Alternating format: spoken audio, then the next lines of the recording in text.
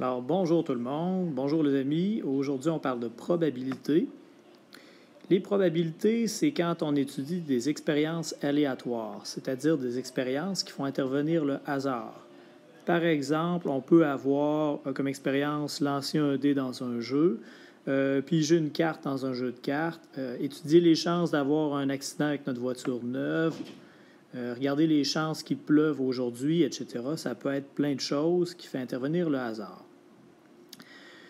Une expérience aléatoire, ça peut être simple, c'est-à-dire une expérience qui se déroule en une seule étape. Par exemple, dans un jeu, si on pige une carte, c'est une seule étape et c'est terminé. À ce moment-là, l'univers des possibles, c'est ce qu'on appelle l'ensemble de tous les résultats qui peuvent arriver pendant cette expérience aléatoire-là.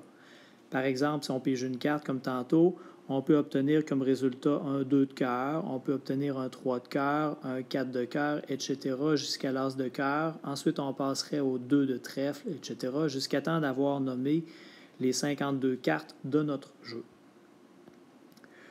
Notre expérience aléatoire aussi, elle peut être composée, c'est-à-dire constituée de plusieurs étapes. Un exemple de ça, ce serait de lancer 2 dés. À ce moment-là, on regarde le résultat au premier dé et on regarde ensuite le résultat au deuxième dé. Dans ce cas-là, notre univers des possibles, c'est-à-dire la liste de tous les résultats possibles, sera un petit peu plus long, un petit peu plus compliqué. On aurait comme premier résultat d'obtenir un 1 au premier dé et un 1 au deuxième dé. Ça, c'est le premier résultat. Le deuxième résultat serait d'obtenir un 1 au premier dé et un 2 au deuxième dé. Troisième résultat, un 1 au premier dé et un 3 au deuxième dé, etc., jusqu'à temps d'avoir un 6 à chacun des 2 dés. Donc, on remarque que dans notre univers des possibles, il y aurait non pas 6 résultats, mais plutôt 36 résultats possibles à l'univers des possibles.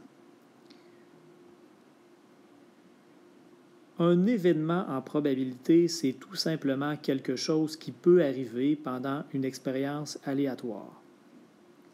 Par exemple, on pourrait dire comme expérience aléatoire de lancer un dé, et si l'événement qui nous intéresse, c'est d'obtenir un nombre plus grand que 4. Donc, si on lance un dé normal, on sait très bien que les nombres plus grands que 4, il y a tout simplement le 5 et le 6. Donc, dans notre événement A, il y aurait ces deux éléments-là.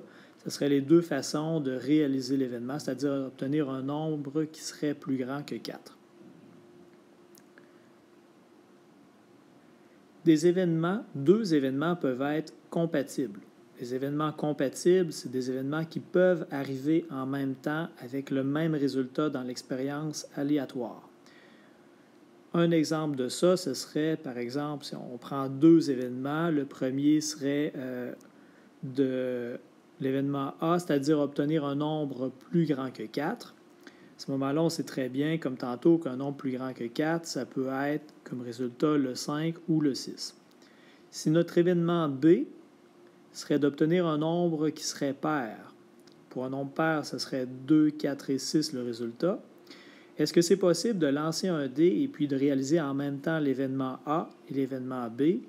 La réponse c'est oui. Si on obtient le 6 ici, qui est à la fois un nombre plus grand que 4 et un nombre pair. Donc, on peut dire que les événements A et B sont des événements qui sont compatibles.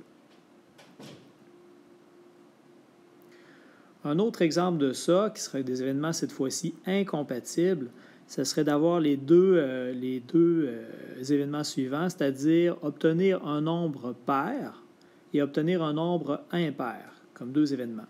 Pour obtenir un nombre pair, on sait que ce serait les nombres 2, 4 et 6 au dé qu'il faudrait obtenir. Tandis que pour un nombre impair, il faudrait avoir le 1, le 3 ou le 5. Est-ce que c'est possible de lancer le dé et d'obtenir à la fois un nombre pair et impair? On sait que logiquement, c'est impossible, mais on le voit bien aussi avec les deux ensembles. Il n'y a aucun élément qui est dans les deux ensembles en même temps qui fait partie des deux événements.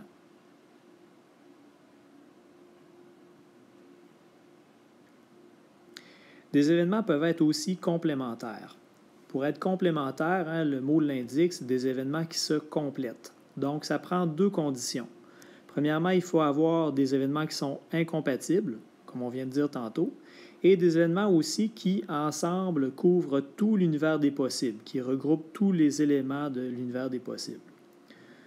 Par exemple, si on regarde les deux événements suivants, c'est-à-dire OD obtenir un nombre plus grand que 4, puis on cherche un événement qui serait complémentaire à ça.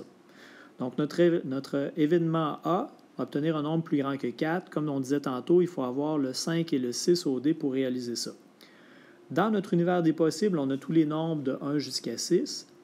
Donc, les éléments de l'ensemble A, de l'événement A qui font partie de ça, il y a le 5 et le 6. Ceux qui ne sont pas déjà dans ça, qui font partie de l'univers des possibles et qui ne sont pas le 5 et le 6, on voit qu'il y a le 1, 2, 3 et 4. Donc, pour avoir un événement qui serait complémentaire à l'événement A, il faudrait avoir un événement B ici qui regrouperait les éléments 1, 2, 3 et 4 aussi. En mots, il y aurait plusieurs façons de le dire. On pourrait dire que c'est obtenir un nombre plus petit ou égal à 4. Il y aurait d'autres façons de le dire, mais il y aurait celle-là aussi. Pour continuer, on en arrive aux probabilités. Les probabilités, c'est les chances qu'un événement se produise dans une expérience aléatoire. À ce moment-là, quelque chose de très important en probabilité à se rappeler, c'est que la probabilité, on calcule toujours ça avec le nombre de cas favorables divisé par le nombre de cas possibles. On va faire un exemple concret de ça, mais c'est toujours de cette façon-là qu'on établit une probabilité. Par exemple, si on regarde la probabilité d'obtenir un nombre plus grand que 4 OD, dans ce cas-ci, le nombre de cas favorables, les éléments qui sont plus grands que 4 OD, on voit qu'il y a le 5 et le 6, il y a deux éléments. Il y a deux cas favorables, deux façons d'obtenir un nombre plus grand que 4 OD. Aussi, il y a comme nombre de cas possibles, il y a 6 éléments. On sait que quand on lance un dé, il y a 6 possibilités, 6 nombres différents qu'on peut obtenir. Donc, 2 cas favorables sur 6 cas possibles. Si on réduit tout ça, ça donne un tiers. On pourrait dire une chance sur 3. Ou on peut toujours l'écrire en pourcentage, c'est-à-dire environ 33 et un tiers %, ou 0,33 en nombre décimal.